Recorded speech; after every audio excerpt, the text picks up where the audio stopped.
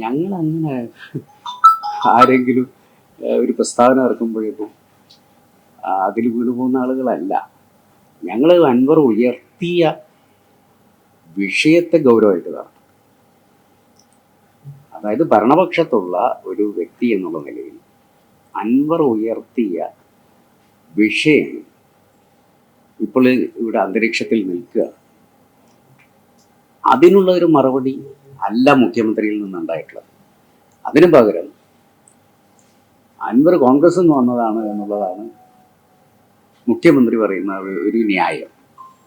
അതുകൊണ്ട് ഒരു കോൺഗ്രസ് കൾച്ചറാണ് അദ്ദേഹത്തിന് എന്നാണ്. എന്നാൽ അൻവർ ഉയർത്തിയ ചോദ്യങ്ങളുണ്ടല്ലോ, അത് വസ്തുതാപരമാണോ അല്ലയോ എന്ന് പറയണ്ടേ. അതിന് മുഖ്യമന്ത്രിക്ക് ഒഴിഞ്ഞ് മാറാൻ പറ്റില്ല. തൃശ്ശൂർ പൂരം അലങ്കോലമായതിന് പിന്നിൽ ഗൂഢാലോചന ഉണ്ടായി എന്നാണ് ഇതുവരെ പ്രതിപക്ഷം പറഞ്ഞുകൊണ്ടിരുന്നത്. നേരിട്ട് മുഖ്യമന്ത്രിയിലേക്ക് അങ്ങനെ പോയിട്ടില്ല. അപ്പൊ കുറച്ചുകൂടെ കടന്ന് ആരോപണം ശക്തിപ്പെടുത്തുകയാണ് ഇപ്പോൾ, അല്ലേ? അതല്ല ഞാൻ പറയുന്നത്. അവിടെ പോലീസിന്റെ തേർവാഴ്ച ഉണ്ടായിട്ടുണ്ട്, അതിൽ ADGPക്ക് പങ്കുണ്ട് എന്ന് പറയുമ്പോൾ ഇപ്പൊ ആ ADGPയെ സംരക്ഷിക്കുന്ന ഒരു മുഖ്യമന്ത്രിയെ സംബന്ധിച്ചിടത്തോളം ഞങ്ങൾ എന്താണ് മനസ്സിലാക്കേണ്ടത്? ഞാൻ ലോജിക്കലായിട്ടുള്ള ചോദ്യമാണ് ചോദിക്കുന്നത്. ഈ ഇപ്പോഴത്തെ റിപ്പോർട്ടിനെ കുറിച്ച് ADGP നൽകിയിട്ടുള്ള റിപ്പോർട്ടിനെ കുറിച്ചും വലിയ വിവാദങ്ങളാണ്. ഏത് തരത്തിലുള്ള ഒരു റിപ്പോർട്ടോ അന്വേഷണമോ ആണ് പ്രതീക്ഷിക്കുന്നത്? എന്താണ് ആവശ്യം? ഞാൻ പറയുന്നത് ഇത് ജനങ്ങൾക്ക് അറിയേണ്ട ഒരു ഈ കാര്യങ്ങൾ ചെയ്ത ആളുകൾ തന്നെ ഇത് അന്വേഷിക്കുന്ന ഒരു സാഹചര്യമാണ് ഇപ്പോൾ നിലവിലുള്ളത്. ഇതിനൊരു ബദൽ സംവിധാനത്തിലൂടെ ഇത് അന്വേഷിക്കേണ്ടതുണ്ട്. ഞങ്ങൾക്കിപ്പം ഈ സർക്കാർ നേതൃത്വം കൊടുത്തുകൊണ്ട് അതൊന്നും അന്വേഷണത്തിലൊന്നും ഒരു വിശ്വാസമൊന്നുമില്ല. പക്ഷെ വസ്തുതകൾ എന്തായാലും ജനങ്ങളുടെ മുന്നിൽ പറയേണ്ട ഒരു ബാധ്യത സർക്കാരിനുണ്ട്. ഇപ്പം ഞാൻ പറയട്ടെ, ഘടകകക്ഷിയായിട്ടുള്ള CPIക്ക് ഇതിനെക്കുറിച്ചുള്ള നിലപാടല്ല. നിങ്ങൾ കോൺഗ്രസ് പറയുന്നത് മാറ്റിവെക്കാം, അല്ലെങ്കിൽ മുസ്ലിം ലീഗ് പറയുന്നത് മാറ്റിവെക്കാം. CPIക്ക് ഇതിനെക്കുറിച്ചുള്ള നിലപാടെന്താണ്? ആനി രാജയാണ് ആദ്യമായി പോലീസിനകത്ത് RSS നിയന്ത്രണമുണ്ട് എന്ന് പറഞ്ഞിട്ടുള്ള നേതാവ്. വൺ ഇന്ത്യ വൺ ഇലക്ഷൻ വന്നല്ലോ, കേന്ദ്രം അത് അംഗീകരിക്കില്ല. രാംനാഥ് കോവിന്ദ് കമ്മിറ്റിയുടെ റിപ്പോർട്ട് അംഗീകരിച്ചു. മുസ്ലിം ലീഗ് ആ കമ്മിറ്റി മുമ്പാകെ ലീഗിന്റെ ഒരു നിലപാട് പറയാതിരുന്നത് എന്തുകൊണ്ടാണ്? ഈ വൺ ഇന്ത്യ ഇത് ഇപ്പോഴൊന്നും തുടങ്ങിയാലല്ലോ, കുറെ കാലമായി നടക്കുന്ന ചർച്ചയാണ്. നിങ്ങൾ ലോകസഭയിലെ രേഖകൾ നോക്കും. അതിൽ ഏറ്റവും അധികം ചോദ്യങ്ങൾ ഇത് സംബന്ധിച്ച് ചോദിക്കുകയും എൻ്റെ മറുപടി വാങ്ങുകയും ചെയ്തിട്ടുള്ളത് മുസ്ലിം ലീഗാണ്. മുസ്ലിം ലീഗ് അന്ന് തന്നെ അത് സംബന്ധിച്ച് ഉപചോദ്യങ്ങൾ ചോദിച്ച് ഇതിനെ ശക്തമായി എതിർത്തിട്ടുള്ളതാണ്. അതിൽ ഞങ്ങൾക്ക് യാതൊരു കാര്യത്തിലും വേറെ ചിന്തിക്കേണ്ടതില്ല. പക്ഷേ ഇത് യാഥാർത്ഥ്യമാകണമെങ്കിൽ ഭരണഘടനാ ഭേദഗതികൾ ആവശ്യമാണ്. ഭരണഘടനാ ഭേദഗതികൾ ആവശ്യമെങ്കിൽ 2/3 ഭൂരിപക്ഷം അതിന് അനുകൂലമായി വോട്ട് ചെയ്യണം. എന്തു തന്നെ ഇവരെ ശ്രമിച്ചു കഴിഞ്ഞാലും ഇന്നത്തെ ജനാധിപത്യ വ്യവസ്ഥിതിയിൽ പാർലമെന്റിൽ അത്ര എളുപ്പത്തിലൊന്നും ഇത്തരം കാര്യങ്ങളൊന്നും ചുട്ടെടുക്കാൻ പറ്റില്ല എന്നുള്ളത് തന്നെയാണ് ഞങ്ങളുടെ വിശ്വാസം. അല്ല, കമ്മിറ്റി മുമ്പാകെ നമ്മളൊരു അഭിപ്രായം പറയേണ്ടിയിരുന്നില്ലേ? ഈ രാഷ്ട്രപതിയെ പോലുള്ള മുൻ രാഷ്ട്രപതിയെ പോലുള്ള ഒരാളെ കമ്മീഷനായി വെക്കുമ്പോൾ ഒരു അജണ്ട ഒക്കെ ഉണ്ടാവും. അതൊക്കെ പറയാമെങ്കിലും ഒരു അഭിപ്രായം അവിടെ രേഖപ്പെടുത്താൻ മുസ്ലിം ലീഗിന്റെ അഭിപ്രായം രേഖപ്പെടുത്തിയിട്ടുണ്ട്. പിന്നെ ഇത്തരത്തിലുള്ള വിഷയങ്ങളിൽ മുസ്ലിം ലീഗിൻ്റെതായിട്ടുള്ള നിലപാടുണ്ട്. ആ നിലപാടിൽ മാറ്റമൊന്നുമില്ല.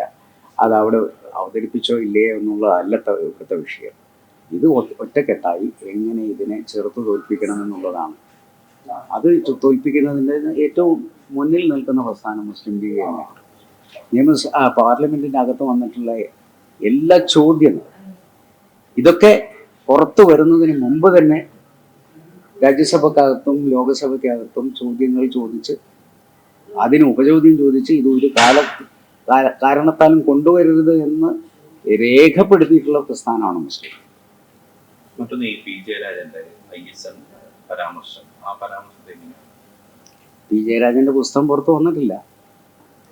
എന്താ അദ്ദേഹം അതിൽ പറയുന്നതെന്ന് എനിക്കറിയില്ല. ഏതായാലും പുസ്തകം വരട്ടെ. പുസ്തകം വന്നു കഴിഞ്ഞാൽ അത് വായിച്ച ശേഷം അതിനായിട്ട് ഞാനൊരു പത്രസമ്മേളനം നടത്താം. CPI മുന്നണിയിലേക്ക് ക്ഷണിച്ച KPCC അധ്യക്ഷന്റെ ആ ഒരു പ്രതികരണത്തോട് എന്താണ് മുന്നിലെ നിലപാട് താങ്കളുടെ? കെ സുധാകരൻ CPI ഇത്രയും നാണം കെട്ട് ഇടതുമുന്നണിയിൽ നിൽക്കേണ്ട ആവശ്യമില്ല. അല്ല, CPI എന്ന് പറയുന്ന പ്രസ്ഥാനം അതിനകത്ത് നിന്നുകൊണ്ട് നടത്തുന്ന പോരാട്ടം പുറത്തു വന്ന് നിന്നുകൊണ്ട് നടത്തേണ്ട സമയമായിരിക്കും. UDF വരണം അല്ലേ? അങ്ങനൊന്നും ഞങ്ങൾ പറഞ്ഞിട്ടില്ല. ഏതായാലും അവർക്ക് ഇടതുപക്ഷത്തിൽ നിൽക്കാനുള്ള ധാർമ്മികമായ ഒരു സാഹചര്യമൊന്നുമില്ല. ഒരു ഈ പറഞ്ഞ കാര്യങ്ങളൊക്കെ എടുത്തു വെച്ചുകൊണ്ട് പരിശോധിക്കുകയാണെങ്കിൽ CPI മാർക്സിസ്റ്റ് കമ്മ്യൂണിസ്റ്റ് പാർട്ടിയുടെ നിലപാടിനെതിരെ നിൽക്കുന്നൊരു സാഹചര്യത്തിൽ പിന്നെ എങ്ങനെയാണ് അവർക്ക് ആ മുന്നണിയിൽ നിൽക്കാൻ സാധിക്കുക എന്നുള്ളതാണ് ഞങ്ങളുടെ ചോദ്യം. അപ്പോൾ സ്വാഭാവികമായിട്ടും CPI വരാൻ തയ്യാറാണെങ്കിൽ അതൊക്കെ രാഷ്ട്രീയത്തിൽ എന്തൊക്കെ സംഭവിക്കും എന്നുള്ളത് നമുക്കിപ്പോൾ പറയാൻ പറ്റും. രാഷ്ട്രീയത്തിൽ ഒന്നും രണ്ടല്ലല്ലോ.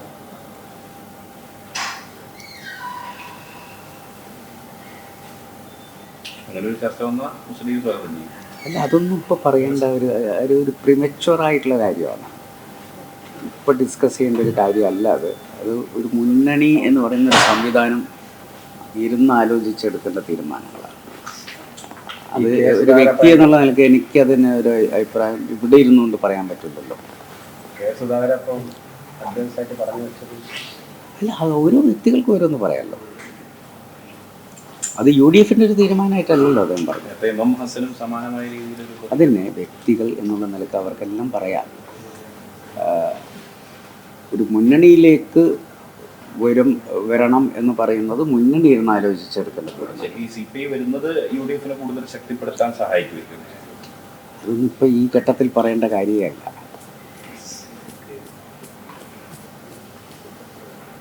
അവരെ അവിടെ തന്നെ നമ്മൾ ഉറപ്പിച്ച് നിർത്തണ്ടല്ലോ. ഇപ്പോൾ ഈ പൂരം പ്രതിസന്ധിയിൽ പൂരം അലങ്കോലമാക്കിയ സംഭവത്തില് UDF സമരം വരും. ഇപ്പോൾ കോൺഗ്രസ് പ്രതിഷേധം അടുത്ത ആഴ്ച ഈ ആഴ്ചയുണ്ട്.